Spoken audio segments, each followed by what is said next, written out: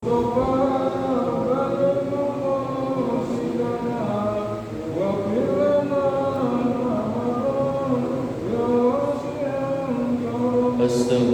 الله من قول بلا عمل لقد نسبت به نسلا لذي أخمي يا رب بالمصطفى بلغ مقاصدنا واغفر لنا ما مضى يا واسع الكرم. اللهم صل وسلم وبارك عليه وعلى آله وأصحابه. الحمد لله رب العالمين والصلاة والسلام على سيد المرسلين وعلى آله وأصحابه أجمعين. سبحانك لا علم لنا إلا ما علمتنا إنك أنت العليم الحكيم. رب اشرح لي صدري ويسر لي أمري واحلل عقدة من لساني يفقه قولي واجعل لي وزيرا من أهلي. أما بعد. حضرة العلماء والكرماء وحضرة الجماعة musalla al-muhajirin, semoga kita semua selalu diberkahi, diridhoi dan dikaruniai sehat afiat, panjang umur dalam taat ibadah kepada Allah Subhanahu wa taala. Alhamdulillahirabbil alamin, memuji dan bersyukur kepada Allah, bersalawat kepada Rasulullah. Allahumma salli ala sayyidina Muhammad. Dan bersama kita mengawali dengan mendoakan kedua orang tua kita, guru-guru kita, para pendahulu kita, dan semua orang yang berjasa berbuat baik kepada kita, terkhusus yang memperjuangkan berdirinya musalla dan majelis taklim al-muhajirin ini. Kita doakan anak cucu keturunan kita dijadikan saleh salihah, keluarga sakinah mawaddah warahmah, rezeki halal dan barakah. Kita doakan apabila ada yang sakit, mungkin jamaah kita, keluarga kita, atau tetangga atau warga yang tinggal di perumahan Pilia ini yang hari ini sakit, kita doakan semoga Allah menyembuhkan penyakitnya. Al-hadiniyah wa ila hadratin nabiyil mustafa Muhammadin sallallahu alaihi wasallam. Syaulillahi lahum al-fatihah. أعوذ بالله من الشيطان الرجيم. بسم الله الرحمن الرحيم. الحمد لله رب العالمين الرحمن الرحيم مالك يوم الدين. إياك نعبد وإياك نستعين اهدنا الصراط المستقيم صراط الذين أنعمت عليهم غير المغضوب عليهم ولا الضالين. آمين. Bismillahirrahmanirrahim. Melanjutkan ngaji fikih kita. Kalau pada pertemuan yang lalu dalam bahasan adzan dan iqamah, sekarang masuk bab yang baru, faslun fi salatin nafli. Pasal yang membahas tentang macam-macam salat sunnah. Nah, definisi sunnah itu berbeda-beda, tergantung dari disiplin ilmu apa. Kalau sunnah dalam disiplin ilmu fikih, sunnah itu adalah yusabu ala fi'lihi wa la yu'aqabu ala tarkihi. Segala sesuatu yang apabila dikerjakan ada nilai pahalanya dan kalau ditinggalkan tidak berdosa. Itu kalau sunnah dalam definisi ilmu fikih. Karena dalam ilmu fikih itu dikenal ada 5 hukum, yaitu wajib, sunnah, makruh, mubah, dan haram. Nah, sunnah di situ adalah sesuatu yang dikerjakan bernilai pahala dan kalau ditinggal tidak berdosa. Beda sunnah dalam ilmu hadis. Kalau sunnah dalam ilmu hadis itu adalah segala sesuatu yang disandarkan kepada Rasulullah sallallahu alaihi wasallam dari sisi ucapan beliau, tindakan beliau, atau sesuatu yang menjadi ketetapan beliau. Ucapan beliau yang selalu yang diucapkan beliau biasanya diawali dengan qala Rasulullah. Misalnya innamal a'malu binniyat, bahwa segala amal itu pahalanya dipengaruhi oleh niat. Ini ucapan Rasulullah. Ada yang sesuatu yang dilakukan oleh Rasulullah, itu biasanya penyebutan hadisnya memakai kana Rasulullah, adalah Rasulullah Sallallahu Alaihi Wasallam. Beliau kalau memakan pakai tangan kanan. Nah, itu sahabat melihat apa yang dilakukan oleh Rasulullah. Itu namanya sunnah juga, tapi sunnah yang berupa perbuatan. Ada sunnah yang berupa ketetapan. Ketetapan itu maksudnya begini. Rasulullah melihat ada masyarakat muslim atau sahabat saat itu melakukan sesuatu, tapi beliau tidak melarang. Beliau tidak melarang, tapi beliau tidak melakukannya. Misalnya yang contoh terkenal itu, ketika beliau datang ke satu daerah, kemudian beliau itu disuguhi daging dob. Dob itu kadal gurun gitu, semacam kayak biawak tapi lebih kecil ya, dan dia makannya daun-daunan. Kalau dulu sebelum Google secerdas sekarang, yang nggak pernah ngelihat dob itu biasanya hampir dimaknai seperti biawak, tapi bukan. Kalau biawak itu kan makanannya bangkai apa ya, ikan kali ya, ikan bangkai kodok kali yang ada di rawa-rawa itu ya. Nah kalau dob itu makanannya adalah daun-daunan. Kalau kita lihat di Google dob gitu kan, kita ketik dob, itu keluar binatang yang kayak tekek tapi lebih gede. Kemudian makannya itu daun-daunan. Lah orang biasa nyebutnya kadrun, kadal gurun. Lah ketika Rasulullah datang ke satu tempat, ngelihat para sahabat lagi menikmati daging itu. Ketika Rasulullah disuguhi, beliau tidak mau ngambil, tapi beliau tidak melarang para sahabat yang sedang menikmati daging dob itu tadi, kadal gurun itu tadi. Lah itu namanya sunnah takririyah, sunnah berupa ketetapan Rasulullah Sallallahu Alaihi Wasallam. Lah sering kita biasa nyebutnya sunnah Rasul. Sunnah Rasul itu ada ribuan bahkan jutaan. Segala sesuatu yang diucapkan oleh Rasulullah, yang dilakukan oleh Rasulullah, atau sesuatu yang dilihat oleh Rasulullah, beliau enggak larang walaupun beliau tidak melakukan, itu yang disebut dengan sunnah Rasul. Lah kadang ada orang yang entah bercanda atau apa, kalau malam Jumat sunnah Rasul. Itu malah saya cari-cari hadisnya belum nemu ya Pak. Lah iya, tapi dengan percandaan orang, misalnya ya pada nongkrong, pada ngobrol-ngobrol malam Jumat, ada yang pulang sore duluan, mana sih? Biasa sunnah Rasul. Lah sunnah Rasul malam Jumat itu kalau baca surah Kahfi, lah itu hadisnya saya nemu. Baca sholawat, ya, memperbanyak sedekah, ya.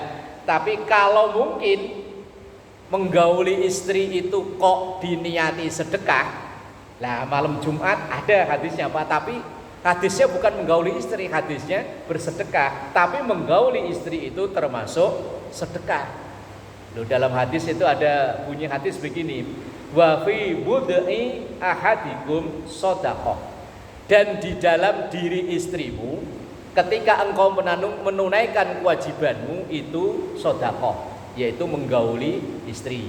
Jadi kalau istrinya tahu bapak pulang hujan-hujan begini mah sedekah, oh, paham udah. Lah enggak usah nunggu malam Jumat, malam Senin ya ora apa-apa, malam Rebo boleh, lah malam Jumat. Lah itu yang saya belum nemu hadisnya. Malah kadang-kadang ya itu jadi apa ya, kayak bercandaan apa sunnah Rasul. Sunnah Rasul malam Jumat itu bukan hanya bukan itu. Kalau itu malah belum nemu hadisnya. Ya mungkin ada, mungkin cuman sayanya yang belum nemu. Lah, kita kembali. Sunnah dari bahasan ini sunnah dari sisi ilmu fikih. Nah sekarang yang kita bahas adalah macam-macam sholat sunnah. Pada bahasan-bahasan yang dulu, sholat fardu sudah. Sholat fardu itu ada yang fardu ain, ada yang fardu kifayah. Jenisnya macam-macam. Ada yang fardu karena syariat, ada yang fardu karena qada, ada yang fardu karena nazar. Jadi sholat fardu itu jenisnya macam-macam, Pak. Ada yang karena syariat ya 5 waktu itu. Ada yang karena qadha ya 5 waktu itu cuman kita kerjakan sudah di luar waktunya.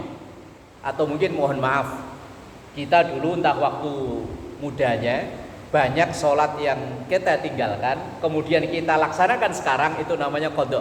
Dalam mazhab Syafi'i tetap dihukumi wajib. Ada sholat yang wajib bukan karena syariat, bukan karena qadha, tapi karena nazar.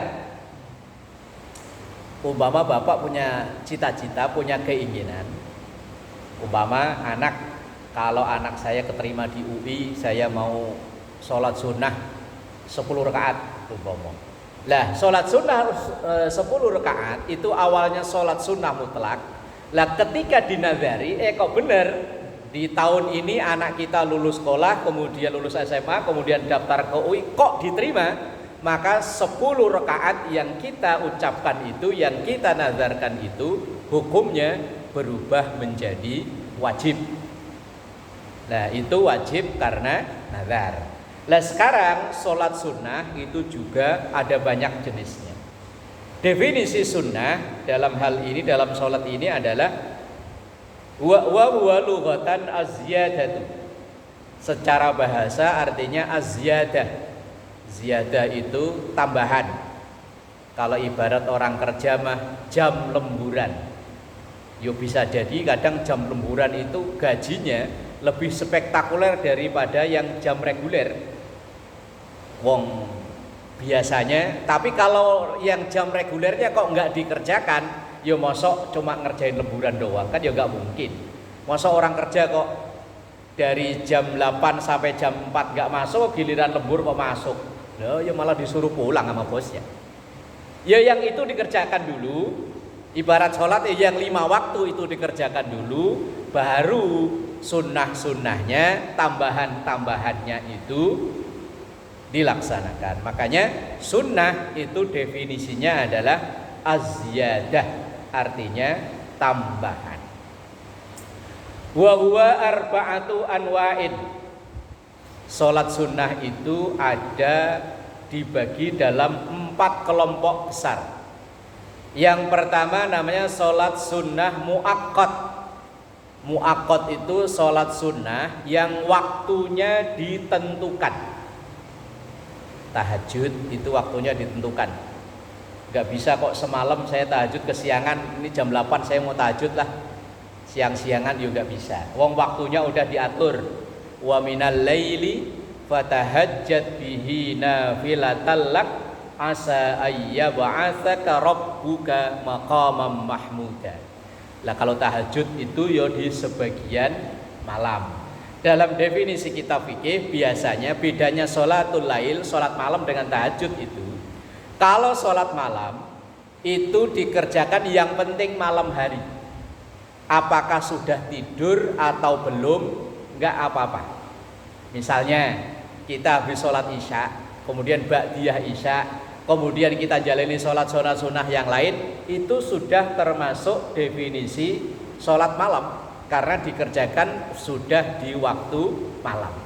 Tetapi kalau yang didefinisikan tahajud itu, kalau kita sudah tertidur walaupun hanya, kalau orang Jawa itu sak kelipan. Umpama kita duduk nyender begini, hujan-hujan begini enak ya Pak ya. Tiba-tiba kok les tidur. Lah setelah itu sudah boleh untuk tahajud.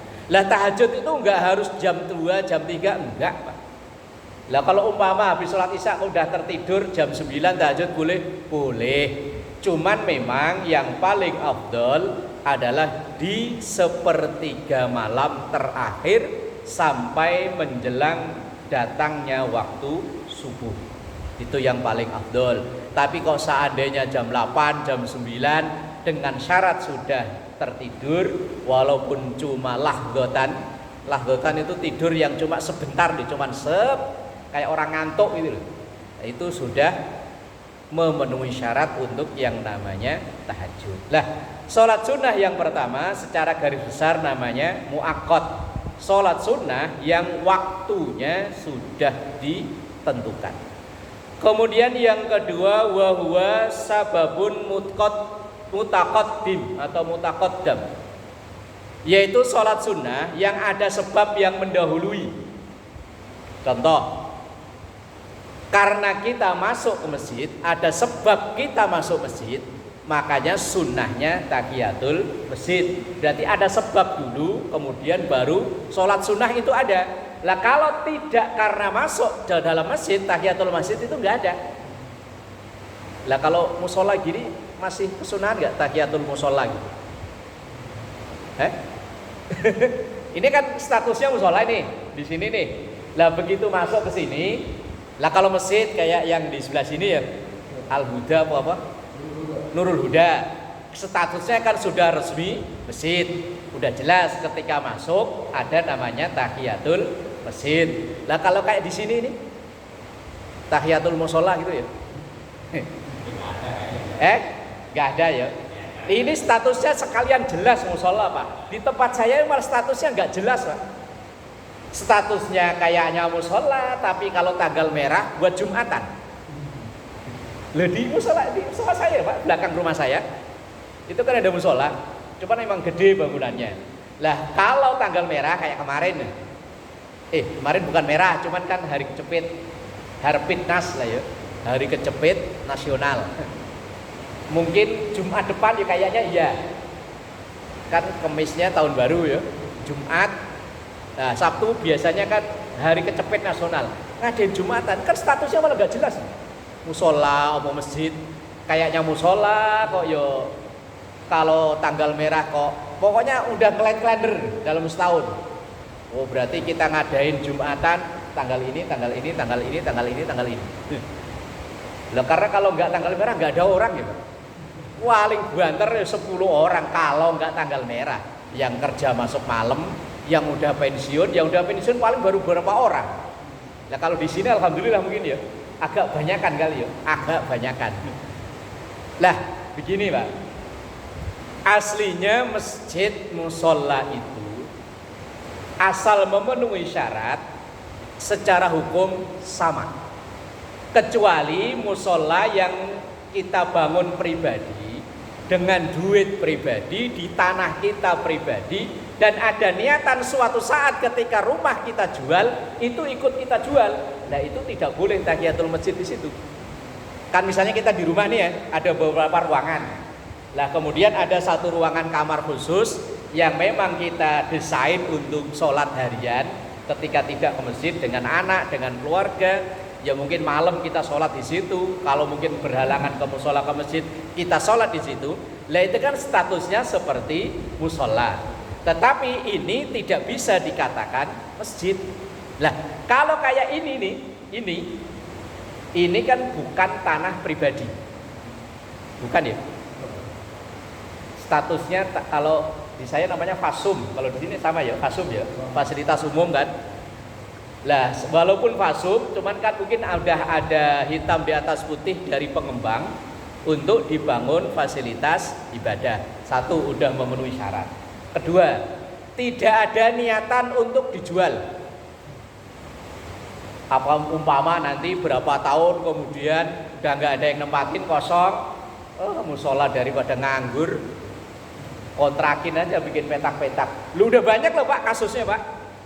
Mungkin Bapak yang pernah lewat jalan Kesemek, ada Pak yang sering lewat jalan Kesemek ya, itu samping apotek Kesemek itu dulu ada musola Pak.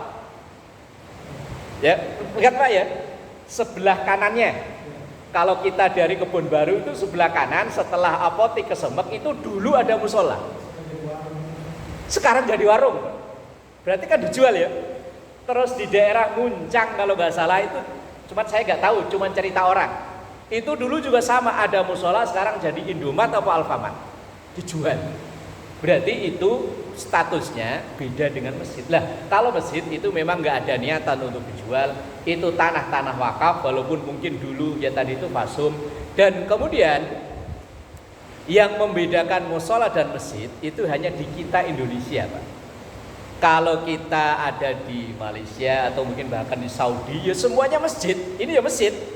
Cuma kalau yang kayak di Nurul Huda ini namanya masjid jami. Kalau yang ini goiru jami. Jami itu artinya dipakai buat Jumatan. Kalau ghairu jami tidak dipakai buat Jumatan. Lah, kalau memenuhi syarat seperti itu tadi, sholat sunnah tahiyatul masjid di sini juga sah. Sah. Yo, niatnya bukan tahiyatul musholla, Pak. Ya tetap tahiyatul masjid. Statusnya tetap masjid. Cuman karena kita di Indonesia ini terlalu kreatif bikin nama. Kalau di kampung saya musholla nggak ada, adanya langgar.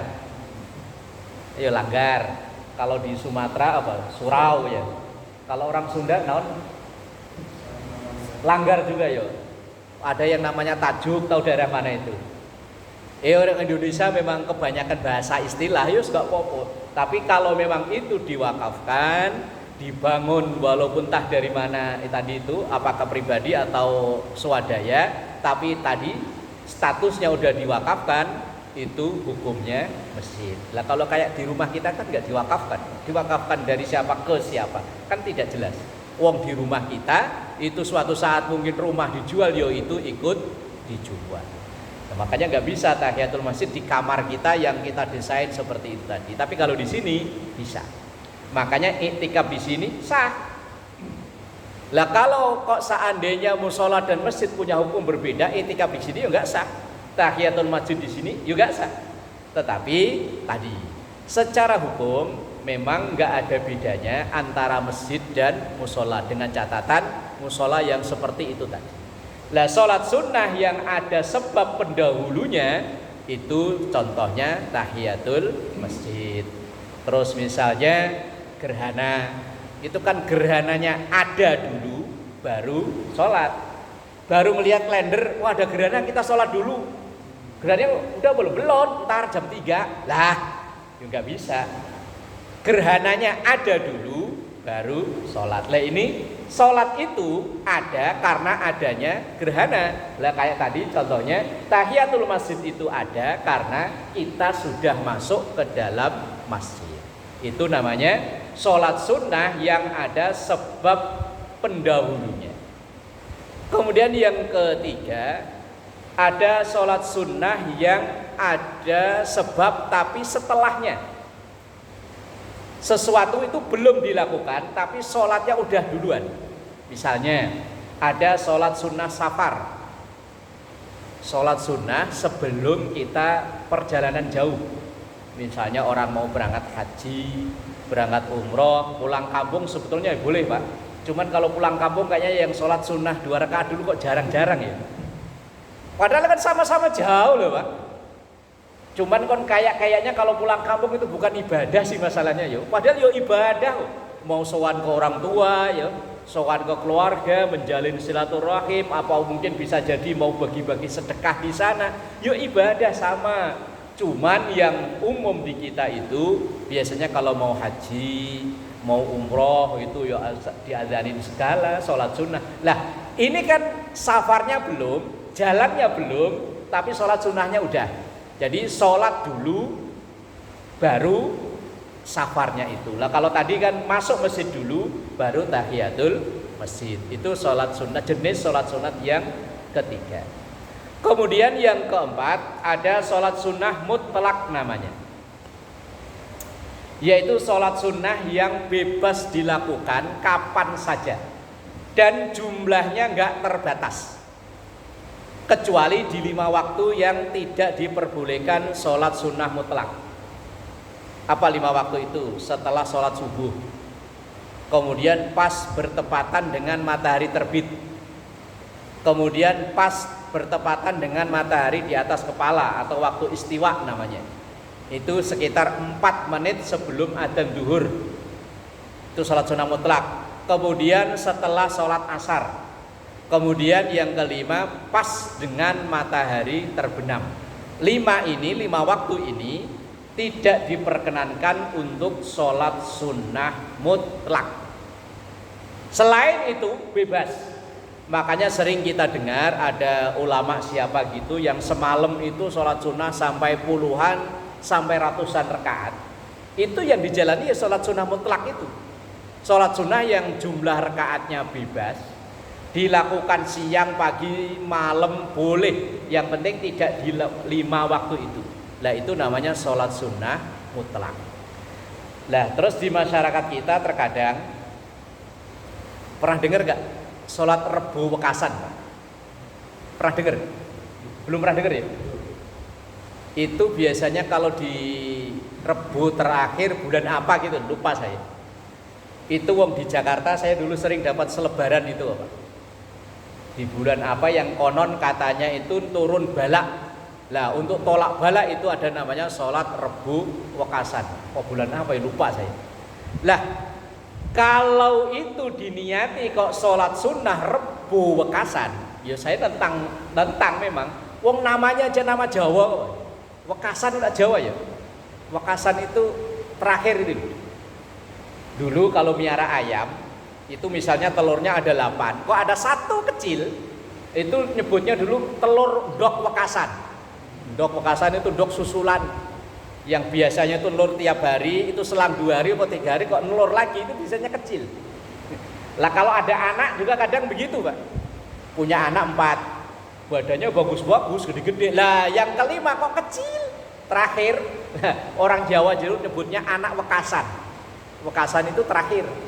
Lah ada sholat yang dipahami atau yang dilaksanakan oleh sebagian saudara kita nyebutnya sholat Rebo Wekasan. Lah Rebo Wekasan itu wallahu alam sumbernya dari mana saya juga kurang tahu. Tapi asal menjelang bulan, lupa saya bulan apa ya. Itu setiap Rebo terakhir konon katanya itu turunnya balak. Lah kalau diniati Rebo Wekasan saya termasuk yang nentang. Tapi kalau diniati sholat sunnah mutlak bebas. Mau 2 rakaat, mau 20 rakaat, mau berapapun ya terserah.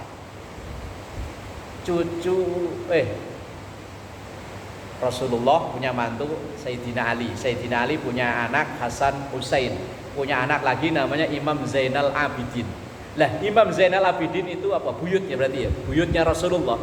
Itu terkenal orang yang kalau sholat itu hampir semalaman suntuk. Hampir semalaman suntuk. Imam Ali Zainal Abidin namanya. Nah itu yang dilakukan namanya sholat sunnah mutlak. Sholat sunnah yang bebas. Waktunya selain 5 itu tadi jumlahnya. Nah kalau melakukan yang sebanyak-banyaknya umpama Pak, begitu sholat 2 rakaat, assalamualaikum, assalamualaikum, kok pengen nambah lagi terus sampai kita udah nggak mau sholat lagi umpama nggak di itu rangkaian itu udah kita mau berhenti, lah itu namanya sholat sunnah mutlak yang jumlah rakaatnya tidak ada aturan khusus. Lah kalau yang lain kan diatur witir ya sekian, duha sekian, taraweh sekian, tapi kalau sholat sunnah mutlak itu tidak diatur jumlah rakaat.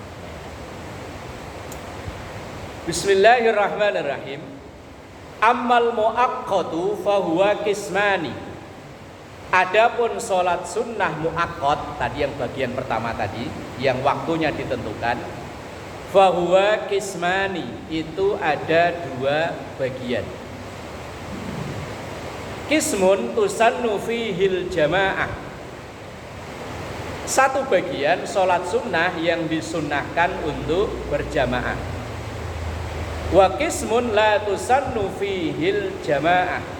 Dan sebagian lagi sholat sunnah yang tidak disunnahkan untuk berjamaah. Lah kadang ada sholat sunnah yang kadang disunnahkan berjamaah, kadang enggak. Kayak witir.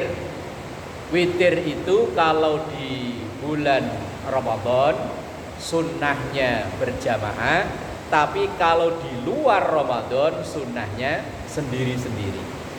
Witir itu sholat sunnah yang ada sepanjang tahun, cuman kadang kita jalaninya kalau Ramadan doang, padahal ada sepanjang tahun. Yang penting pokoknya sudah sholat isya, selesai sholat isya, lah kok kita habis ba'diyah jalani 1 saja, itu sudah termasuk witir. Kalau di Ramadan sunnahnya berjamaah, tapi di luar Ramadan sunnahnya sendiri. Lah sholat sunnah muaqqat itu tadi terbagi menjadi 2 besar. ada yang disunnahkan berjamaah, ada yang tidak disunnahkan berjamaah. Bismillahirrahmanirrahim. Kemudian yang tidak disunnahkan berjamaah, di sini dituliskan yaitu sholat sunnah nawafil, yaitu sholat sunnah yang mengiringi sholat fardu. Kita nyebutnya biasanya qobliyah, ba'diyah.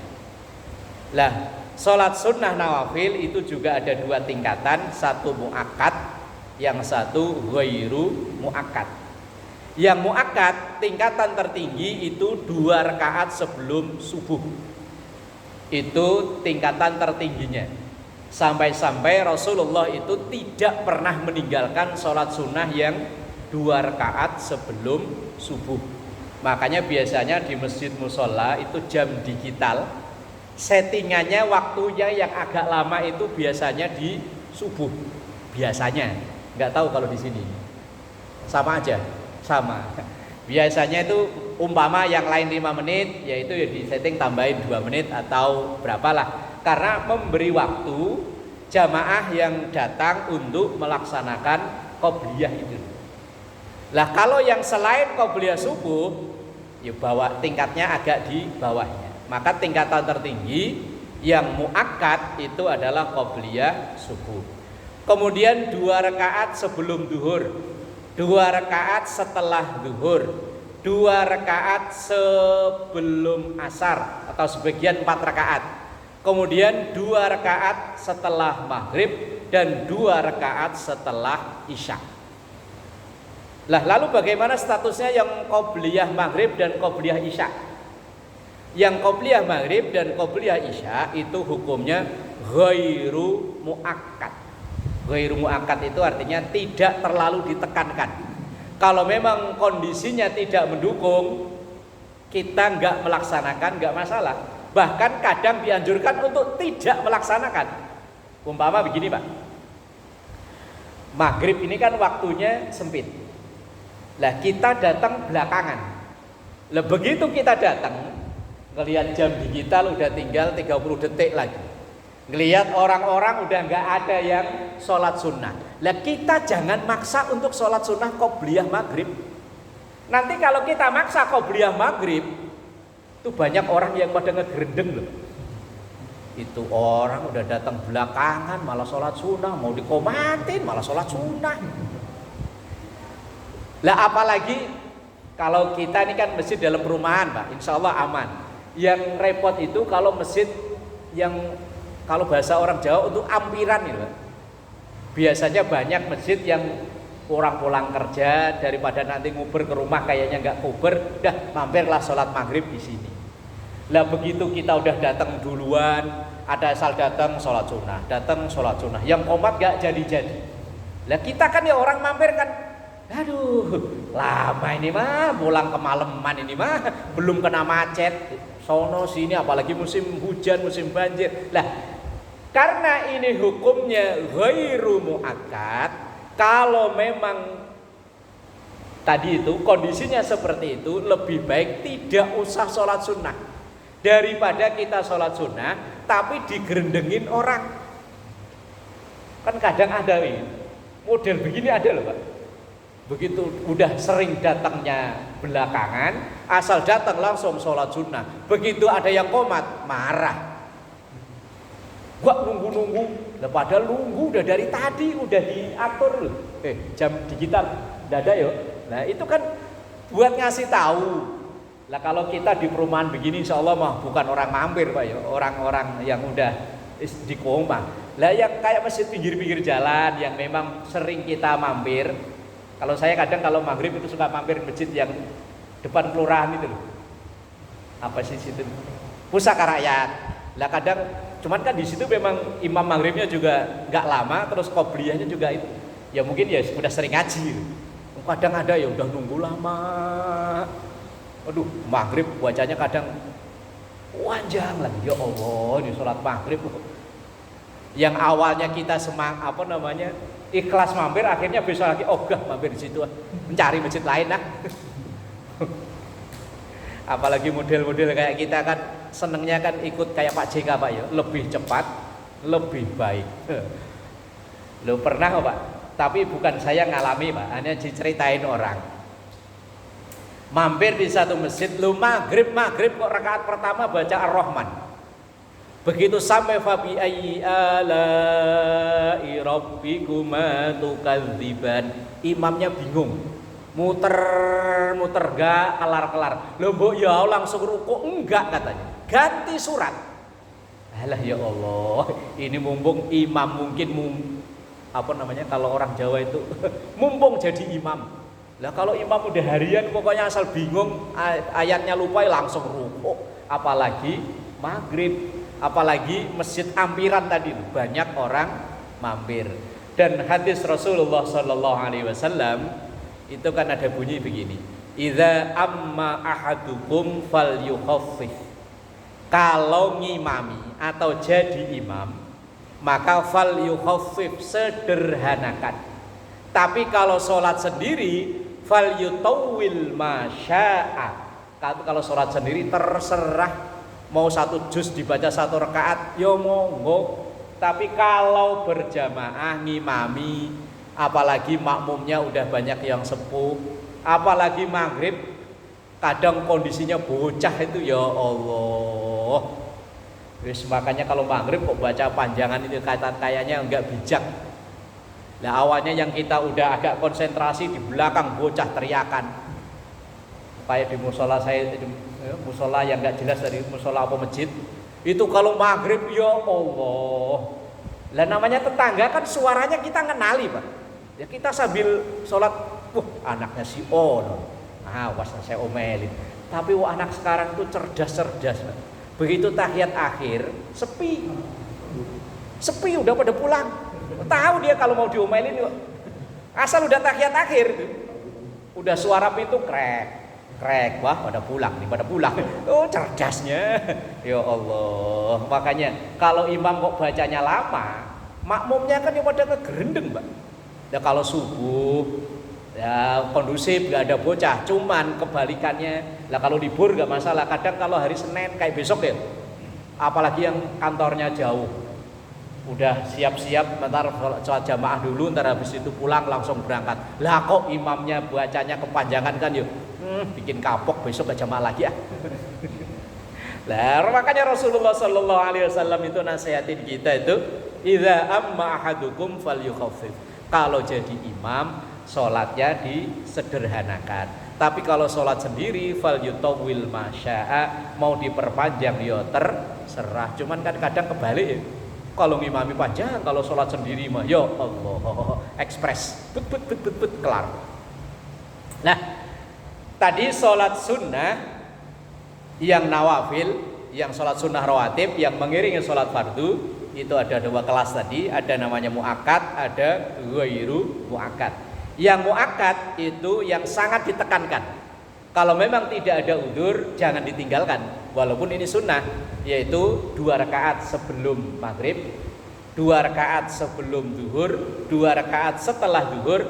Dalam satu pendapat, asar qobliyahnya itu mau 4 atau 2. Yang satu pendapat mengatakan muakkad, yang satu pendapat 4-4-nya muakkad. Kemudian 2 rakaat setelah maghrib dan 2 rakaat setelah isya. Kalau qobliyah maghrib sama qobliyah isya itu hukumnya ghairu muakkad. Kalau memang tadi kondisinya tidak memungkinkan, ditinggal gak apa-apa. Bahkan kadang saya itu dulu sering ikut ngaji di Masjid Al-Mukarramah, yang ya itu dulunya kan kiainya almarhum Kiai Asmuni Marzuki. Itu beliau kalau ngaji itu kan lewat isya, udah adzan isya, adzan berhenti sebentar, tapi nanti masih ngaji terus. Nah begitu nanti sekitar mungkin jam 8 atau jam berapa adzan, tapi habis adzan langsung qomat, enggak qobliyah dulu. Lah kita sebagai santri karena kiainya ikut kiainya begitu ya ikut. Ya tadi karena beliau menyampaikan ini sifatnya yang qobliyah isya itu adalah ghairu muakkad.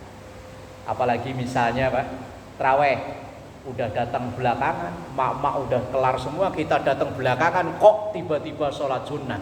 Khawatirnya diprotes sama mak-mak, tuh bapaknya si itu tuh udah datang belakangan malah sholat sunnah, mau dikomatin gak jadi, diomelin malah. Nah daripada kita sholat sunnah tapi diomelin orang, mending lebih baik tidak usah. Nah, kalau itu yang ghairu muakkad itu tadi. Tapi kalau yang muakkad, nah seperti qobliyah subuh, qobliyah zuhur, dan qobliyah asar. Nah, itu pun kalau kita datangnya kalau mau berjamaah agak duluan. Nah, kalau datang belakangan udah mau qomat, yo lihat kondisi. Nah, itu sholat sunnah yang tidak disunnahkan untuk berjamaah. Nah, ini didefinisikan tadi sholat sunnah rawatib atau sholat sunnah nawafil, ada muakkad dan ada ghairu muakkad. Kemudian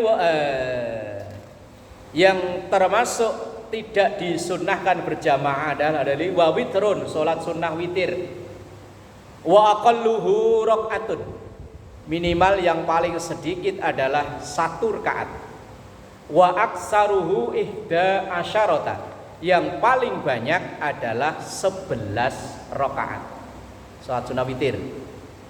Kalau Ramadan biasanya rata-rata yo 3. Lah dalam pelaksanaan memang ada sedikit khilafiyah, ada sedikit perbedaan. Kalau kita masyarakat Nahdliyin biasanya 3 rakaat menjalaninya 2-1. 2 rakaat dulu baru 1. Saudara kita yang di Muhammadiyah itu langsung 3. Makanya saya tuh biasanya Pak, kalau diundang imami traweh plus ceramah, itu saya tanya dulu, di sini biasanya sholat tarawehnya gimana? Karena pelaksanaan sholat taraweh itu ada yang 4-4-3 Pak. Tarawehnya 8, witirnya 3, tapi pelaksanaannya 4-4-3. Kayak di Masjid Al Husna yang depan Terminal Priuk, itu sholatnya 4-4-3. Ada yang 2-2-2-2-3, ada. Ada yang 2-2-2-2-1, ada. Ada yang 23 tapi witirnya langsung 3, yo ada. Ada yang witirnya 2-1, yo ada. Yang bener mana? Sama-sama bener. Yang enggak bener itu yang protes mulu tapi enggak pernah sholat. Bahas perbedaan sholat taraweh semalaman, giliran taraweh malah enggak sholat. Itu kadang kelakuannya santri beling. Bahas kitabnya adu dalil. Oh dalam kitab ini boleh, kitab ini enggak boleh. Wah begitu ngadu dalil kemalaman, subuh malah sholatnya kesiangan. Wah wis repot nih. Repot nih. Lah terus kita ikut yang mana? Ya wis di lingkungan kita yang ada apa? Kalau memang kita nggak cocok, wong pilihan banyak kok Pak. Di masjid saya tuh, masjid apa musola tadi itu, awal dulu waktu pertama bangun kan belum jadi, cuman setengah pakai, cuman setengah badan. Ini masih pakai dipelur. Pertama kali mau ngadain traweh, ya saya polling Pak. Dari kesekian yang hadir ini, maunya trawehnya 8 apa 20. Daripada saya maksakin 20 tapi yang lain pada ngegerendeng. Wah akhirnya yang milih 20 silahkan angkat tangan. Kalau malam pertama itu kan yang hadir banyak Pak. Yang angkat tangan 20 cuma 4 orang atau 5 orang. Berarti sisanya 8. Makanya sampai sekarang udah bertahun-tahun yo 8. Padahal aslinya saya kalau ditanya milih 20 Pak. Cuman karena kalah suara. Kalah suara ya wis lah. Kalau lagi imannya naik, kadang pulang nyampe rumah yo nambah. Kadang iman turun Pak, ya udahlah. Habis 8 ya wis. Lah kita nggak bisa memaksakan karena ini sholat sunnah. Kita lebih mementingkan kebersamaannya daripada kita maksa. Ya sama kayak kita misalnya, kalau di sini kan 20 ya. Umpama kita tak ada di mana kok di situ tarawihnya 8 ya wis ikut 8. Kalau pengen nambah silakan, nggak pengen yo rapopo. Daripada kita ngotot, wah nggak bisa, tarawih harus 20. Wis rasa otot-ototan, wong ini ibadah sunnah. Yang penting malah jaga kerukunan itu lebih baik daripada ngotot tadi yang 8 apa 20 malah yang ini enggak sholat repot. Nah, witir itu minimal 1 rakaat. Maksimalnya 11 rakaat. Tapi kalau kita misalnya iman lagi naik pengen nambah, itu namanya sholat sunnah mutlak itu tadi. Umpama Pak, iman kita lagi naik, apa mungkin kejatuhan Lailatul Qadar apa gimana ya, kok tiba-tiba itu sholat semangat banget. Di rumah, di musola udah witir, udah traweh 20, terus witir 3. Begitu nyampe rumah tiba-tiba kok jam 2 bangun, tiba-tiba pengen sholat lagi, padahal tadi witir udah 3. Tinggal nambahin, yang penting pokoknya maksimal jumlahnya 11. Kok pengen nambah lagi? Ya tadi sholat sunnah mutlak yang jumlahnya rakaatnya tidak terbatas. Mau sampai mentok azan subuh nanti lanjut lagi. Tapi kalau mau lanjut ya nunggu Pak.